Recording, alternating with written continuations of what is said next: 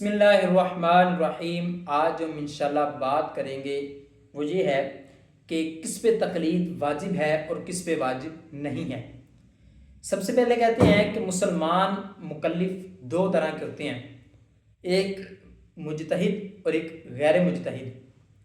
مجتہد وہ ہوتا ہے کہ جس کی احادیث پہ بھی نظر ہو، قرآنی آیات پہ بھی نظر ہو، اور اس میں اتنی قابلیت ہو کہ وہ قرآن سے مسائل کا استنباط کر سکے، مسائل کو قرآن پاک سے، احادیث پاک سے نکال سکے، اور اس کو ناسخ اور منسوخ کا پورا علم ہو، وہ مجتہد ہوتا ہے۔ جس طرح کہ علم نحو، علم صرف، علم بلاغت وغیرہ کا بھی وہ ماہر ہو تو وہ مجتہد ہوتا ہے۔ جس طرح کہ تفسیرات احمدیہ میں ہے کہ جو اس درجے میں نہیں پہنچتا وہ مجتہد نہیں ہے، وہ غیر مجتہد ہے، اور اس پہ ضروری ہے کہ وہ کسی امام کی تقلید کرے۔ اب جو مجتہد ہے اور اس کو اس سے منع کیا گیا ہے کہ وہ کسی کی تقلید کرے۔ اب یہاں پہ سوال یہ ہے کہ مجتہد کی بھی کیا قسمیں ہیں؟ جی ہاں، مجتہد کی 6 قسمیں ہیں۔ مجتہد فی الشرع، مجتہد فی المسائل، مجتہد فی المذہب، اسی طرح اصحاب تخریج، اصحاب ترجیح، اسی طرح اصحاب تمجیز۔ یہ جو 6 قسمیں ہیں یہ مجتہد کی اقسام ہیں۔ مجتہد فی الشرع، جس طرح کہ امام اعظم، امام شافعی، امام مالک، امام احمد بن حنبل وغیرہ کہ جنہوں نے قواعد بنائے ہیں۔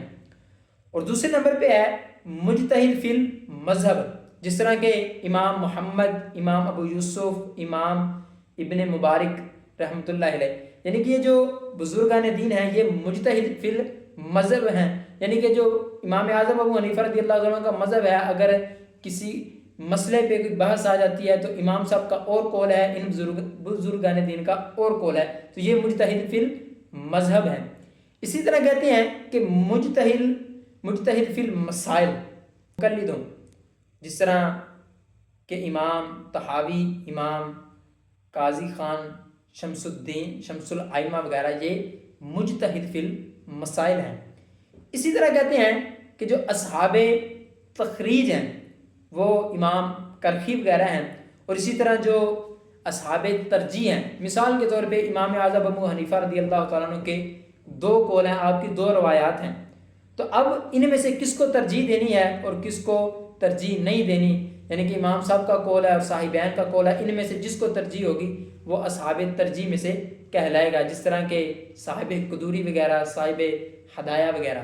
اور اسی طرح کہتے ہیں کہ اصحاب تمجیز جو ہیں وہ ظاہری مذہب اور روایات نادرہ، اس طرح قول ضعیف اور اقوا میں فرق کر سکتے ہو، جس طرح کہ صاحب در مختار ہیں وغیرہ، یعنی کہ یہ جو اصحاب ہیں یہ اصحاب تمجیز ہیں۔ اب پتہ یہ چلا کہ ہر بندہ مجتہد نہیں بن سکتا۔